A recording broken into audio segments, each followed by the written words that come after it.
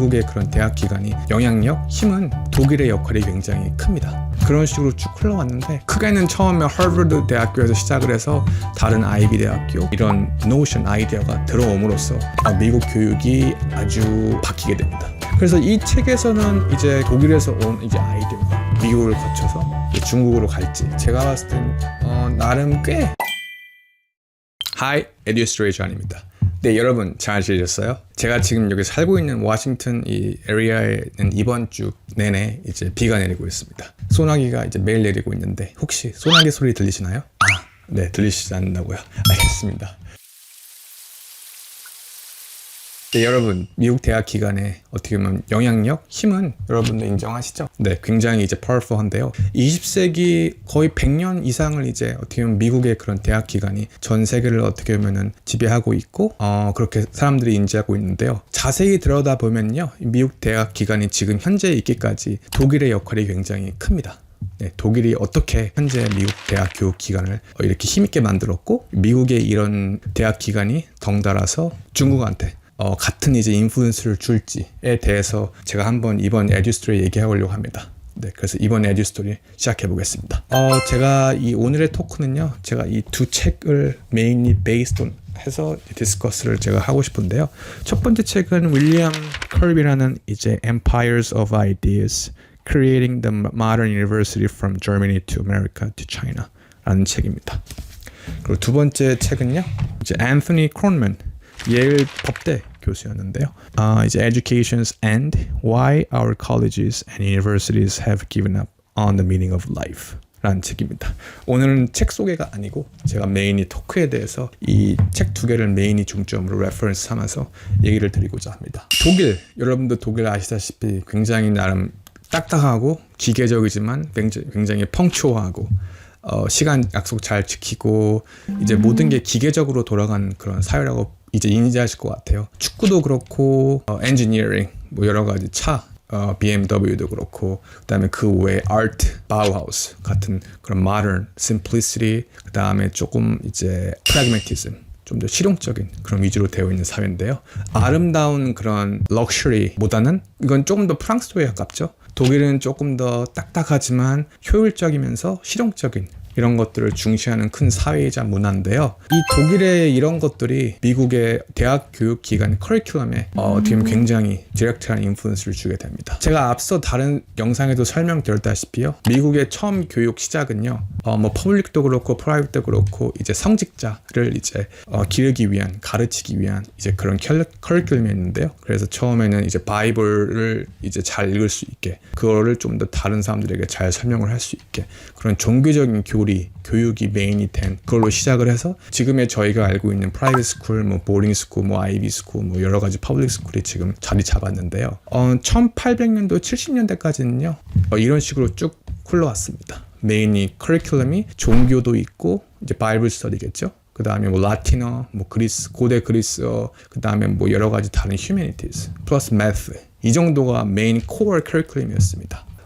그리고 이제 선생님들의 아니면 프로페서의 대학교이기 때문에 이제 교수님들의 역할은요, 이런 휴머니티를 가르치고 덩달아서 그런 멘토어 아니면 이제 삶의 약간 조언자 같은 느낌을 많이 이제 주려고 역할을 이제 그렇게 했었습니다. 그래서 학생들이 단순히 그런 수업 내용뿐만 아니고 그런 삶의 진로, 내가 이제 대학교 이제 졸업한 다음에 뭘 하면 좋을까요? 이런, 아니면 삶의 의미는 뭐가 있을까요? 왜 살아야 되나요? 목적, 이런 것들 좀 철학적인 질문을 많이 이렇게에 대해서 그런 것들을 답변하고 이제 좀 이렇게 가이드 해주는 것도 선생님들, 교수님들의 어떻게 보면 역할 인지를 하고 또 그렇게 사회에서도 그렇게 익스펙트를 했기 때문에 그런 식으로 쭉 흘러왔는데 1800년도, 70년도쯤에 이제 모든 게 바뀝니다. 크게는 처음에 하버드 대학교에서 시작을 해서 다른 아이비 대학교, 그 다음에 프라이빗 이제 스테이트 스쿨로 이렇게 쭉 퍼지게 되는데요.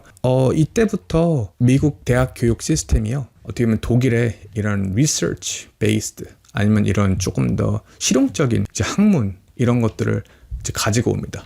그래서 단순히 휴머니티뿐만 아니고 이제는 사이언스, 엔지니어링 여러 가지 이런 좀 더 사이언스 베이스된 좀 더 실용 학문을 많이 이제 대학교 커리큘럼에 접목시키기 시작합니다. 그래서 덩달아서 커리큘럼뿐만이 아니라 이제 어떻게 보면 교수님, 선생님들의 역할까지도 좀 더 실용적으로 바뀝니다. 예전 같으면은 조금 더 인생에 대해서 조언자 이런 거였다면은 지금은 strictly 이제 이 수업을 가르치는, 이 과목을 가르치는 분, 이 과목에 조금 더 잘 아시는 분, 그 다음에 이제 대학교 졸업해서 이제는 내가 알아서 하는 거죠. 네, 그런 삶의 조언이나 그런 것들을 가이드 해주지 않으시고, 그거는 이제 학교에서도 선생님들도 그건 학생들의 몫이다. 너가 스스로 연구하고 공부해서 스스로 너의 인생 아니면 삶의 의미를 찾아라 라고 이렇게 약간 조금 거리를 둡니다. 이게 이런 약간 문화, 풍토가 시작된 건 독일의 어떻게 보면 이런 실용주의 아니면 이런 조금 더 리서치가 메인이 된 과목을 가르치는 게 대학 기관의 역할이다 라는 이런 노션, 아이디어가 들어옴으로써 미국 교육이 아주 바뀌게 됩니다. 그래서 저희가 현재 알고 있는 미국 교육, 대학 교육 가시면 대부분 학생들도 그렇지만 메이저도 굉장히 실용적인 메이저를 선택을 할 뿐이고 학교에서 크게는 별로 해주는 게 없습니다. 이런 제가 이제 진로 상담이나 그런 것들을 전혀 개입하지 않고 이제 학생이 어떻게 보면 대학생이 성인이기 때문에 너가 알아서 하고 그런 스스로 이제 찾고, 학생들도 대학 기간을 그런 어떻게 보면 삶의 쉼터 아니면 이렇게 인생의 조언을 구하는 곳이 아니고 단순히 그냥 학문을 4년 동안 이제 공부를 해서 어떻게 보면 디그리를 받는 그런 굉장히 딱딱하고 그런 실용적인 이제 그런 대학 기간으로만 이제 인지를 하고 있기 때문에 그렇게 풍토가 바뀝니다. 그래서 1900년도에는 이제 세계 1차 대전, 2차 대전을 겪고 나서 여러 가지 다른 이제 크게 비엔남 워도 그렇고 콜드 워도 있는데요. 정부에서 이런 대학 기간을 미국에서는 이제 어떻게 리서치 센터로 이제 사용을 해서 연구 기관으로 이제 이용을 많이 하는 것도 덩달아서 이제 이유가 되는 것 같습니다. 그래서 MIT나 스탠포드 이런 여러 가지 좋은 이제 대학교들이 원래는 이제 어떻게 실리콘밸리도 그런 컴퍼니도 그렇고요. 대학 기관이 어떻게 보면 미국의 정부의 어떻게 보면은 아이디어 아니면 리서치 수단으로서 많이 사용된 거는 20세기 때 돼서 크게는 이 모든 것의 시초가 독일의 이제 그런 실용적인 학문 아니면 좀 더 리서치가 메인이 기반이 된 학문이 이제 미국을 이제 들어와서 미국의 대학 기관에 이제 커리큘럼이 완전히 바뀌고 어떻게 보면 컬처가 바뀐 거죠. 그렇게 이해해 주시면 될 것 같아요. 그래서 이 책에서는 이제 크게는 처음에 독일에서 이제 그런 아이디어가 시작을 해서 미국으로 갔고 이제 미래에는 그 미국에서 이제 갔던 게 이제 중국한테 갈 거다라는 이제 가설인데요. 그래서 중국도 어떻게 보면은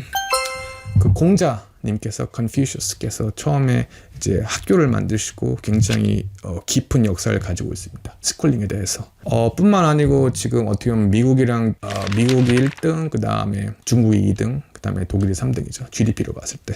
그러니까 우연치 않게 이렇게 세 나라가 다 이렇게 백투백으로 이렇게 굉장히 이제 탑3를 지금 지키고 있는데요. 그래서 이 지금 미국이 굉장히 이런 사이언스 베이스된 커리큘럼이 이제 지금 어떻게 보면은 단순히 대학교도 아니고 이제 거의 이제 고등학생, 이제 하이스쿨 학생들에게도 이 스템이 많이 이제 거의 이제 평준화됐을 정도로 많이 이제 보편화됐는데요. 이 아이디어가 어떻게 보면 독일에서 온 이제 아이디어가 미국을 거쳐서 이제 중국으로 갈지, 이 책의 어서이 말하기를 그렇게 갈 것이다 라고 하는데 여러분들은 어떻게 생각하세요? 교육도 크게는 경제의 힘이랑 같이 가는 것 같습니다. 그래서 18세기, 19세기 초반까지는 이제 독일이 이제 거의 1등이었죠. 이제 메인이 사이언스랑 이런 여러 가지 실용주의가 메인이 기반돼서 조금 더 이제 그런 낭만보다는 조금 더 현실을 직시하는 그런 사이언스랑 이제 학문이 지향이 되면서 조금 더 다른 나라보다 조금 더 앞서갈 수 있었고요. 그 다음에 이제 20세기는 이제 미국이고 지금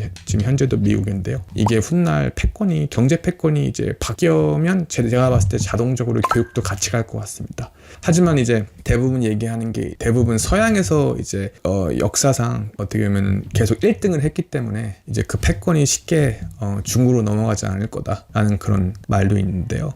일단 경제가 일단 제가 봤을 때 중국이 지금 바짝 따라하고 있잖아요. 2위인데 중국이 이제 훗날 혹시라도 미국을 앞질렀을 때 제가 이제 지금 어떻게 보면은 독일이 겪은 것처럼 미국도 이제 그 패권을, 교육 패권을 아마 그 중국한테 이제 인플루언스가 될 것 같습니다. 그래서 미국 지금 교육 기반 사이언스가 메인이 되고 그 다음에 이제 World Premier Education 이런 컨셉, 이런 퍼셉션이 중국한테 넘어가서 가능성은 있는데 제가 봤을 땐 나름 꽤 많은 시간이 흘러야 그렇게 가능할 것 같네요. 제가 오늘 에듀스토리 여기까지 하고요. 다음 시간에 뵙겠습니다. 감사합니다. 빠이.